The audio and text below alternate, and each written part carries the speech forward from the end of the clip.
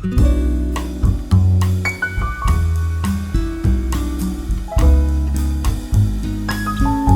morning! Okay, I thought that would be funny. Good morning. It's very early. It is 5:55 in the morning. We are going to be making Mandazi slash Mahamri. I don't know if I'm pronouncing this right at all. Once again, I'm trying to recreate something I had somewhere else a long time ago when I was like this big, and it was really good, and I looked it up by writing in weird words from my memory like yummy, triangle, dough, fried, souk, Oman. And I found these amazing donuts that we used to eat at the souk in Oman when I was a little kid. So the reason they have like two names is I first found Mahamri in this like Omani food blog, but when I kept looking at Mahamri, other people kept talking about Mandazi, and I was like, what is going on? And they're really similar, so I think they're interchangeable, but you can tell me if I'm wrong. And what I also found out is they're not an Omani street food, which I thought they were. They actually are from East Africa, and it's kind of another one of those things where a lot of groups of people eat it, so like there are different ways of making it and different flavors, but I'm going to do one that sounds most like what I think I had, but I don't know if it's going to be the same, so we'll find out. Let's get started. First, I'm going to have some coffee. So the first step is to heat up the coconut milk, which the yeast is going to eat to grow our bread. I guess technically it's going to eat the sugar. But I want to warm this up, you know, the whole yeast thing. Not too hot. I don't actually know the temperature, but it's like wrist temperature. It's like safe for a baby temperature. So I'm over here. Oh, by the way, it's pajama day.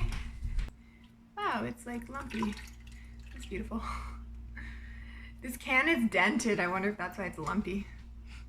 It should be called like cooking rotten food with Emma, because so far I think every recipe has had something that's kind of questionable. The yogurt first and then the dates. Yeah, this isn't like fresh fancy cooking. This is questionable cooking. I'm gonna rename the channel. Yeah, I think I finally got my branding. Okay, cool. So the milk here is in a pan. All right, so I'm going to start mixing the dry ingredients. It starts with 3 cups of flour. Okay.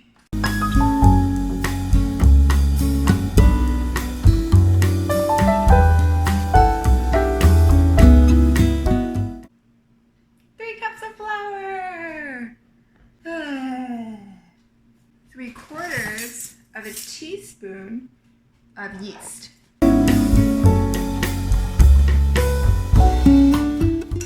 And then a teaspoon or a tablespoon, I don't know, some amount of cardamom. I mean, it's like a flavor thing, so I feel like you can't overdo it. And finally, 7 tablespoons of sugar.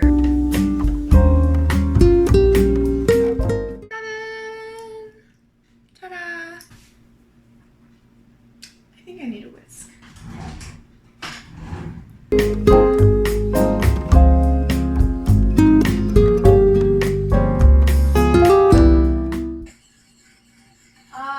Okay. Oh my gosh, I overheated this coconut milk. We're just gonna have to let that cool down because I am no yeast killer. But I'll check back in with you when it's the right temperature. I'm gonna drink my coffee.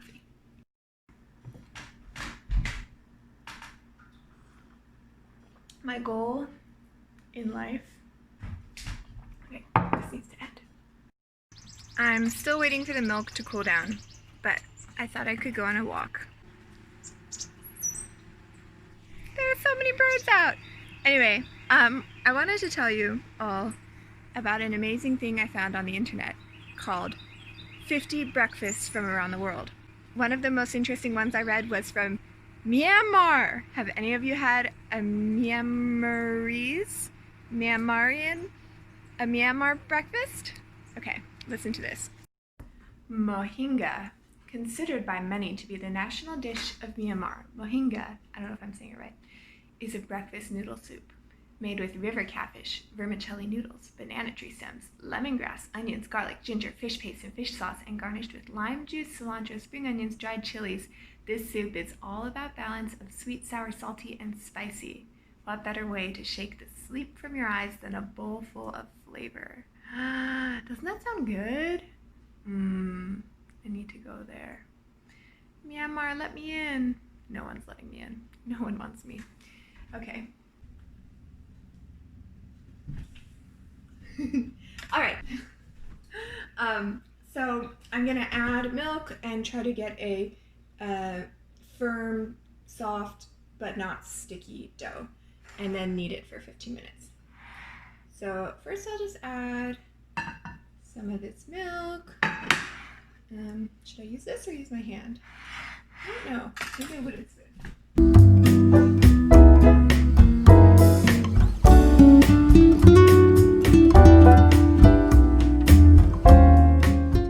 Oh, this is too sticky. Man, I already added too much milk.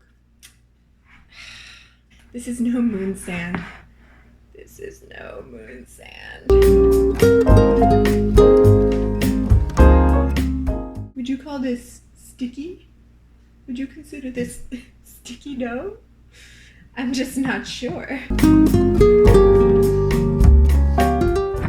All right, it eventually came together. Get it all off my fingers. I just need to like deep fry my fingers now, and the dough will turn them into fried fingers. Okay, this is a clean surface. Don't worry. And it's time to knead for 15 minutes. Okay. Here we go.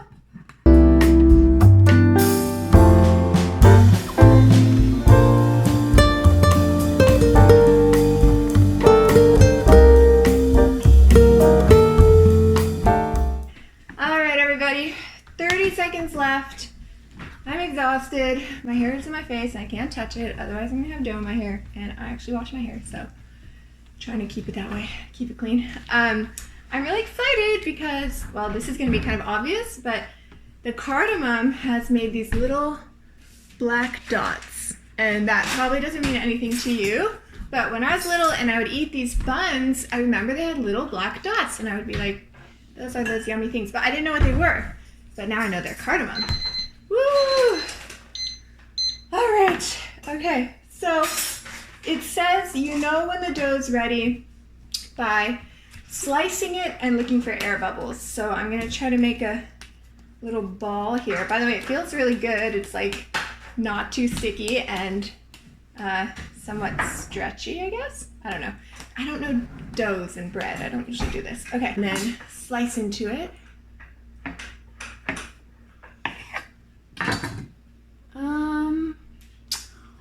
Okay, I don't know. I see like some large bubbles. Is that right?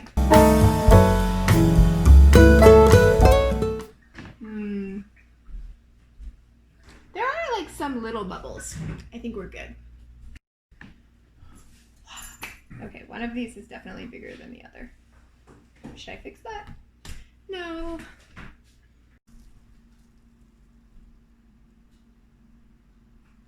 Hello. I have changed my clothing because I've been to the store and I got a lot of ingredients, which I'm excited about for some future recipes that will be coming out. Some non-baking, actual cooking, which will be exciting. All right, my dough balls. So they have grown and they look really beautiful. Oh, my babies. Yeah, they're a lot bigger. And they have those little black dots that I told you I'm really excited about.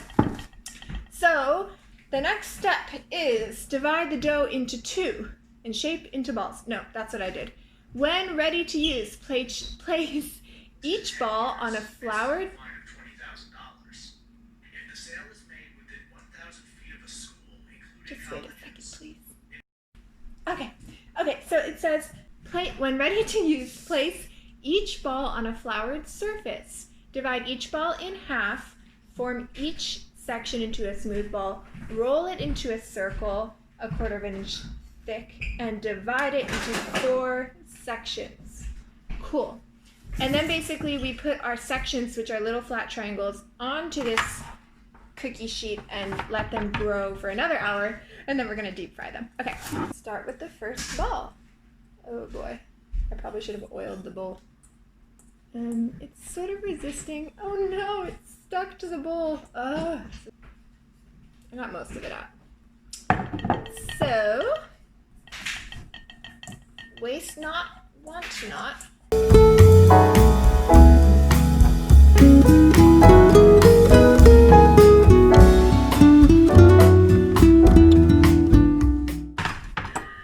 Woohoo! I feel like I'm making cardamom pizza. Cool.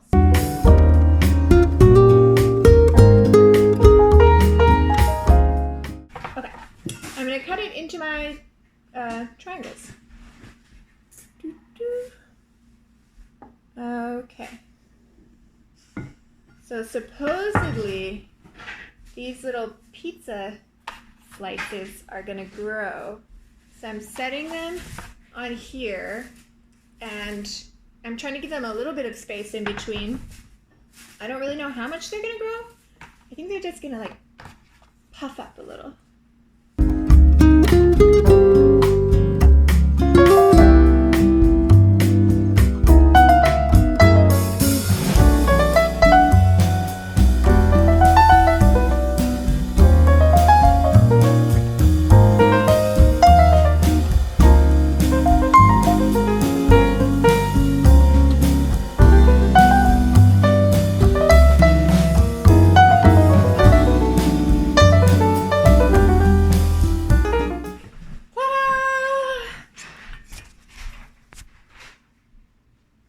That is it. I'm gonna cover these with plastic, leave them for 1 hour, and then we're gonna deep fry them, and they're gonna be so good. Ta-da! All right, it's time to fry. So our dough has been sitting here on the warm oven because my dad said it would help it grow, and I have my oil here hot.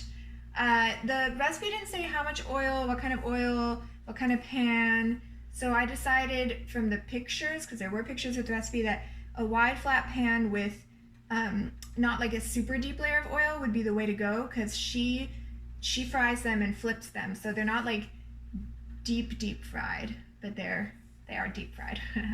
Okay, so I'm just gonna get started. I think I'll start with 1.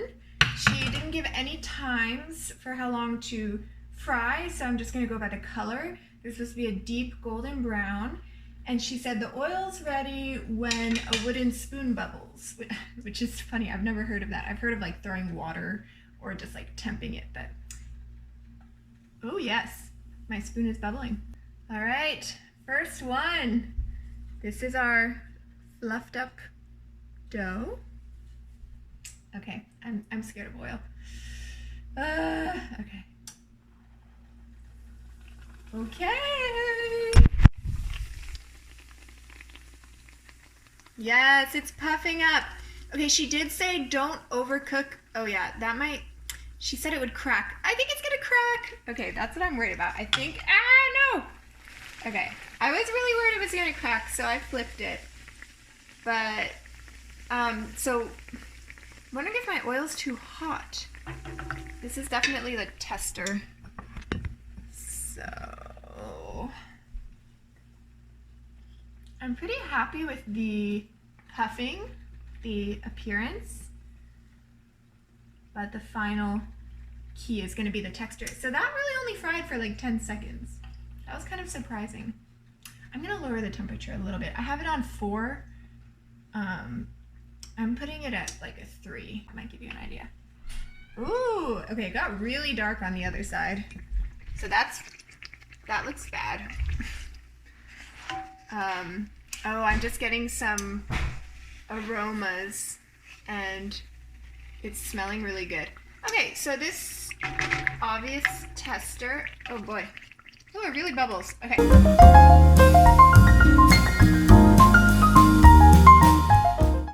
I'm gonna put it on a 2. I wish the recipe included times. That's just a nightmare. Okay, so this is what I have. It is definitely not very beautiful. It looks a little too dark, although you're kind of in a bad lit area. Here you can see it. It's not evenly cooked, but I'm gonna go ahead and put another one in and we'll see what happens. Okay, hope for the best here. Oh, I'm worried. Okay. Oh wow, this one really puffed up too. Okay, I don't know. Yeah, you probably want to see this. This one's looking pretty good. It's smoking a little, so I'm worried it's super hot. Okay, I'm gonna flip it over. I'm sorry guys. This is hard to do camera work at the same time. Oh, that is a nice color.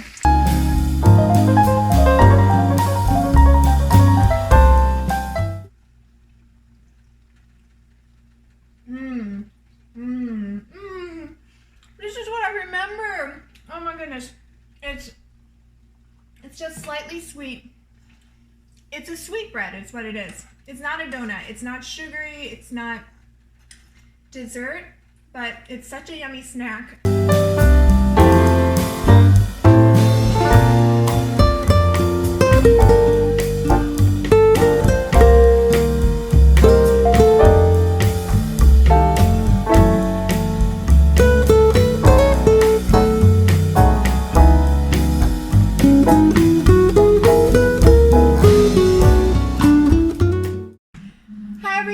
I have 2 taste testers here. So one is my sister, and she actually knows, like, she's had these when we were growing up, so she knows what they should taste like. And just like me, she shares the same memory of eating them at the souk.